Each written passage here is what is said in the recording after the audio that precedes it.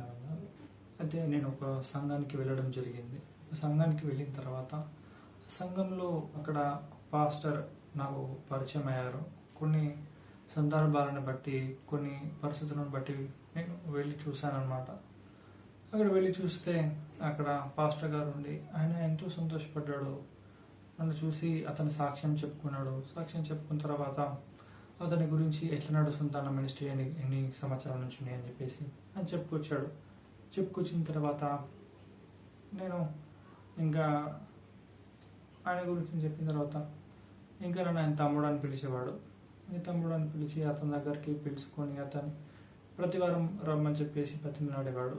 ఇంకా నేనుండి చూద్దామని చెప్పేసి వెళ్ళిన నాకు ఫోన్లు చేయడం, మాటి మాటికి ఫోన్ చేసి తన సేవలో సంఘంలో వచ్చి ఉండమని చెప్పి అడిగేవాడు. అతని సేవలకు రమ్మని చెప్పి ఒక్కసారి కలువు కదా, ఒక్కసారి కలువు అని చెప్పేసి బతిమలాడేవాడు. నేను కలవడానికి ఇష్టపడకపోయేవాడిని. ఆయన సంఘానికి వెళ్ళింది మలకారంలో ఉంటాడు అనమాట ఇతను పాస్టర్. అయితే అదే రీతిలో నేను వేరే చోటుకి వెళ్ళడం జరిగింది. వేరే చోటుకి వెళ్ళిన తర్వాత ఆయన మల్కాజ్గిరిలో ఉంటారు అనమాట ఆ పాస్టర్ గారు. అయితే చాలా సంవత్సరాల నుంచి కూడా అతను నడిపించుకుంటున్నాడు సేవని. నడిపించుకుంటున్న సమయంలో మరి అతనికి ఒక కొడుకు ఉన్నాడు. సో వాళ్ళు ఇంకా అబ్బాయి ఒక మేనేజర్గా పనిచేస్తాడు. అయితే ఇంకా వాళ్ళ డాడీకి కూడా బిజినెస్ ఉందన్నమాట. ఆయన పాస్టర్, ఆయన చర్చ్లో ఆయన మరి నడిపిస్తూ ఉంటాడు. అయితే ఎదుగుదల లేకుండా ఉన్న పరిస్థితి ఆ సేవలో.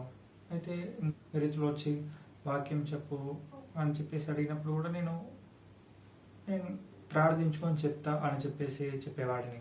ఎవరు నేను ఇంప్రెస్ చేయడానికి ఇష్టపడకపోయేవాడిని. Because I live my own life, because I doesn't impress any one.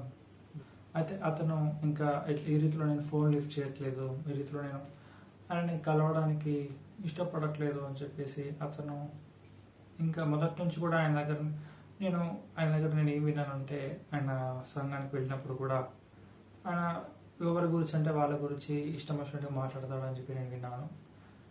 అయితే ఇప్పుడు ఏం జరిగిందంటే ఇంకా నా గురించి నా వెనకాల మాట్లాడడం కానీ ఈ రీతిలో తన ఇష్టం వచ్చినట్టుగా మాట్లాడడం మొదలుపెట్టిన తర్వాత ఇంకా అప్పుడు ఈ రీతిలో ఇంకా ఉండి నాకు వినపడింది అతను ఏమేమి మాట్లాడాలని చూస్తున్నాడు, ఎవరితో ఆయన ఏమేమి మాట్లాడుతున్నాడో తెలిసిన తర్వాత బాధ అనిపించింది చాలా.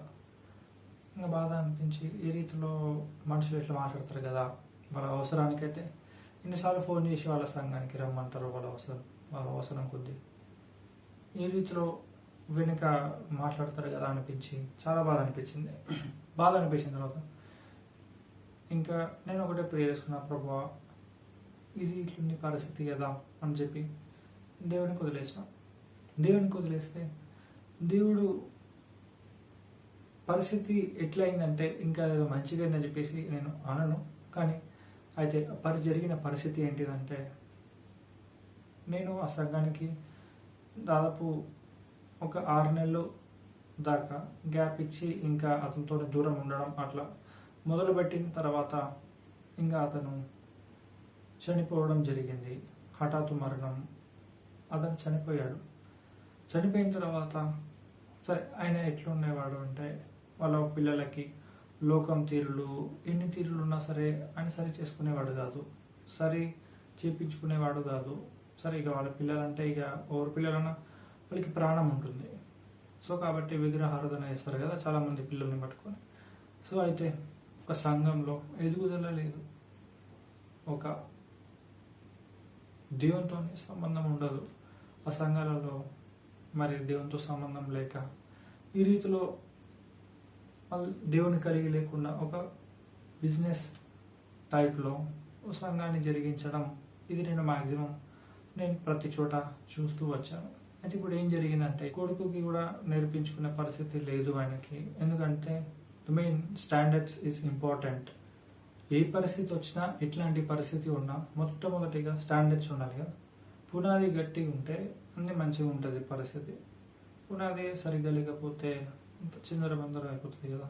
అదే రీతిలో ఆ సంఘంలో ఆయన కాపరి చనిపోవడం, కొన్ని రోజులకే తన కొడుకు కూడా ఆత్మహత్య చేసుకొని ఈ రీతిలో చనిపోవడం చూశాను. పరిస్థితి ఇంత దారుణంగా ఉండింది. ఒక వేరే ప్రాంతంలో ఉన్నప్పుడు దేవుడు అక్కడ నన్ను ఘనంగా వాడుకున్న ఒక సమయంలో అయితే ఒక సూర్యాపేటకు సంబంధించిన ఒక పాస్టర్ గారు ఉన్నారు. అయితే ఆయన ఉండి అక్కడ మీటింగ్స్ అరేంజ్ చేస్తున్నారు. నా కొరకు నేను మీటింగ్స్ అప్పుడు కంటిన్యూగా మీటింగ్స్ చెప్పడం జరుగుతుంది. ఆ మీటింగ్స్ చెప్పే సమయంలో అతను ఎక్కడో అక్కడ నా పోస్టర్ చూశాడన్నమాట. నా పోస్టర్ చూసి ఇంకా ఇక్కడికి ఆ ఒక పొలమైన దాటి కూడా అక్కడికి రావద్దు అని చెప్పేసి మరి చెప్పాడు.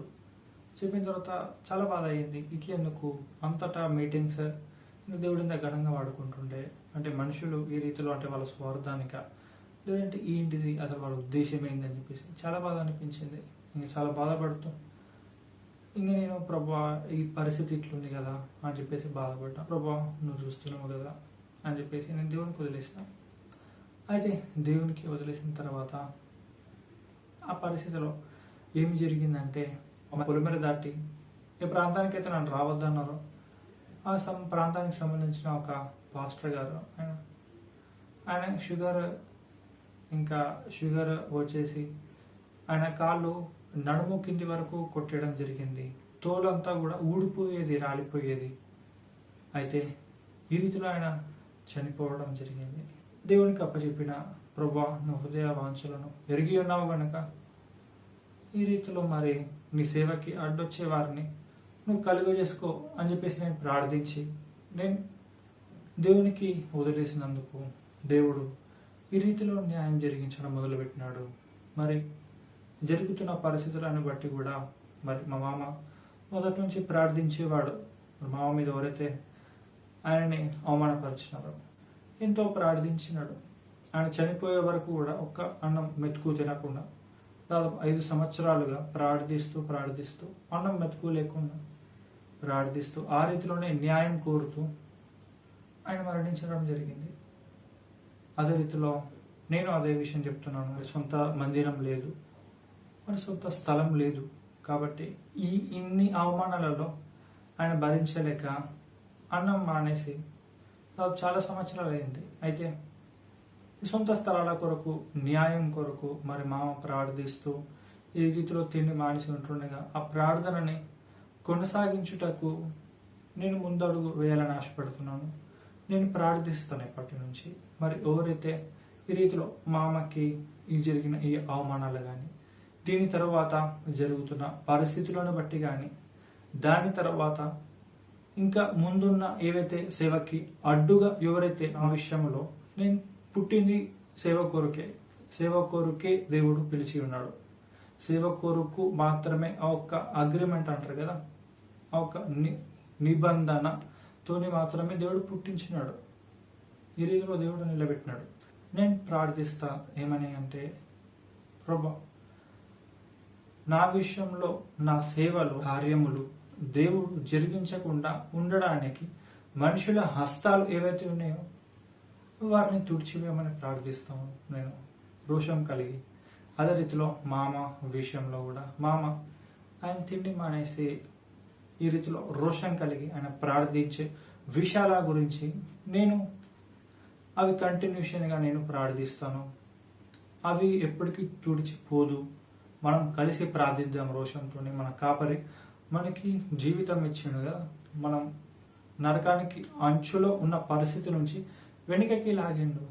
కాబట్టి ఇప్పుడు ఇంతమంది అంటే కేవలం కాపరి యొక్క త్యాగం, ఆయన కన్నిటి ప్రార్థన వలన తిరిగి ఇంకా బ్రతికి ఉన్నాం. దేవుడు మంచి నాకు స్వరం ఇచ్చి ఉన్నాడు, మంచి గొంతు ఇచ్చింది దేవుడు. మరి నేను ఎవరితో సాధారణంగా మాట్లాడాను, నాకు ముక్కు మీద కోపం.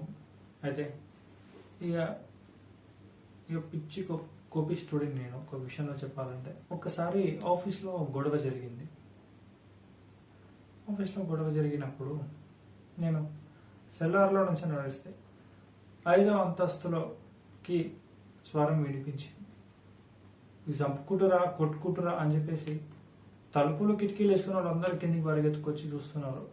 ఏం జరిగింది, ఎవరు అరిచారని, ఏమైందని చెప్పి. ఈ రీతిలో ఇంత పెద్ద గొంతు దేవుడు నాకు ఇచ్చినాడు. అయితే నా ఆఫీస్లో కూడా ఈ రీతిలో మరి ఈ మనుషుల హస్తాలు ఈ రీతిలో దేవుడు ఆ మనిషిని తుడిచివేసిన రీతిలోనే కొన్ని నా వ్యక్తిగతంలో మరి నా ఆఫీస్ విషయంలో దేవుడు జరిగించిన ఒక న్యాయాల విషయాలు కూడా నేను పంచుకుంటాను. నా ఆఫీస్లో నేను దాదాపు కొన్ని సంవత్సరాల కింద నేను పనిచేస్తున్నప్పుడు ఒక వేరే బ్రాంచ్లో పనిచేస్తుండే నేను. అయితే ఆ బ్రాంచ్లో పనిచేస్తున్న ఆ సమయంలో అక్కడ ఒక వ్యక్తి ఉండేవాడు. సో అతను నాకంటే పై అధికారి. అది అతను నా మీద టార్గెట్ చేసి ఇంకా నన్ను అక్కడ నుంచి ఇంకా కంపెనీ నుంచి తీసేవేయాలి, ఇంకా పార్షాలిటీ చూపించి ఇంకా నేను క్రైస్తవుడిని కాబట్టి ఇంకా నన్ను తుడిపేయాలి అన్న ఒక ఉద్దేశంతో ఆయన ఎన్నో ప్రయత్నాలు చేసి ఉన్నాడు. నేనైతే ప్రార్థించుకున్నా, ప్రభా నువ్వు కలుగ చేసుకోమని చెప్పి నేను దేవునికి వదిలేసిన తర్వాత ఈ వ్యక్తి ఎవరినైతే తీసుకొని వచ్చాడో ఆఫీస్లో జాయిన్ చేయించాడో ఆ వ్యక్తి నా పై అధికారిని ఇరికించి దాదాపు కొన్ని లక్షల రూపాయల లాస్ కింద రీతిలో వాళ్ళని బయటికి ఆఫీస్ నుంచి పరిపూర్ణంగా వెళ్ళగొట్టడం జరిగింది.